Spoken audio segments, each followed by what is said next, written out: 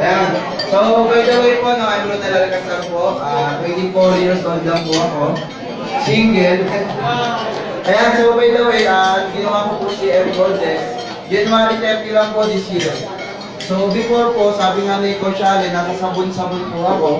Ayan, so talagang doon ako nakafocus. And then, isa rin po ako sa haters nitong company ko. Talaga sisiraan ko po siya. Sabi ko talaga, unang-una, scam to. Ayan. Kaya sabi ko talaga, and then nag-meeting kami. Ayan, kasamahan ko yung nag-video, isang royalista rin. Binagit na. So mga nahinira po talaga kami dito kasi unang-una, bago lang sa Pinas eh. So ganitong negosyo, pag sa Pinas, dapat may produkto, tama? Eh syempre, walang product, ginto daw. Sabi nga ng SEC, ginto daw. So talagang hindi po ako naniniwala. So yung member ko po sa Royal, siya po talaga yung nag-imbita sa akin dito, yung nasa Macau. So nag-start sila November. Kaya sinisiraan ko po si M. Goldex. Madala yung mga team ko. Sabi ko, huwag kayo pumasok dyan. I-block nyo yan. So, binlock namin yung taong yon. Pero habang naka-block yung taong yun, sinisilip ko yung Facebook. Nagamit po ako ng ibang account. And then last January, mga 15, so ayan, kausap ko siya sa phone si Ronald. Negative ko pa siya. Sabi ko, huwag tayo pumasok dyan, talagang scam. And then mga 25, pagsilip ko sa account ng member ko sa Macau, si Coach Jeff, ang kinita niya na that time for 2 months is nasa 500,000.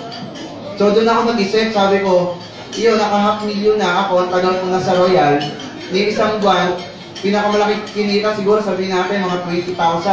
A week po. Samantalang yun, in 2 months, naka 500,000. So doon ako nag-decide, sabi ko, baka yun, naka-mansion na, ako, kubo pa lang. So, kasi ang bilis talaga nakitaan sa M. Goldex. So doon nga po, nag-decide ako January 30. And then gusto ko sana magtago kay Royal para hindi mawala yung income ko. Pero good news, yun po, na-terminate ako, binilakan ko. So no choice ako, gawin ko na talaga sa M. Goldex, seryosohin ko na.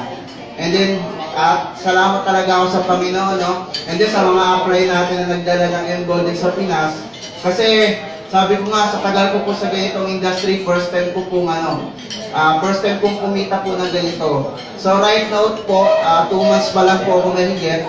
Hindi naman po sa pamamayabang, no? For inspired lang po. Kasi po 2 years din ako empleyado before. Before ako pumasok dito. So nag-failed ako, pumasok ako sa trabaho 2 years. And then wala pa rin ipon, kundi utang pa rin. So pinasok ko sa M. Goldex. In just a matter of 2 months po, kumita na po ako ngayon ng 900,000. Nakalimang exit na po ako, and then yung 4 exit ko pa po is 4 pa po. Nasa level 4. So kaya yun nga, sabi ngayon talaga, nagbabalak na po ako, ilabas ko yung first car ko. Iyaw. So salamat talaga sa Diyos, no?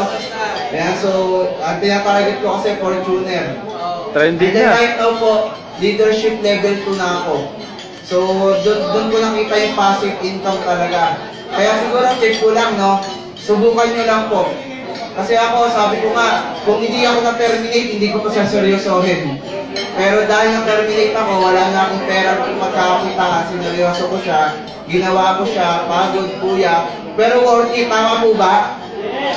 First month ko po, 180,000. Bali 2 weeks, nag-exit ako, plus yung countdown, 1 month. And then last month po, March, doon po ako kumita ng 720,000. So, in just matter of 1 month. So, ngayon, this month, ang target ko, 1 million. So, lahat po yan, possible. So, tinuruan kami pangarap dito nila Coach Allen. Kasi, nung nakasama ko siya sa Macau, nabaliw talaga ako. Kasi, ang usapan doon, million. Kaya sabi ko, thankful kay God talaga sa blessings. Try ko lang po, no? So, yun naman ang sabi ko, subukan nyo lang. Kaya, thank you po. Thank you, Coach Ronel, no? Nakaka-inspire, no?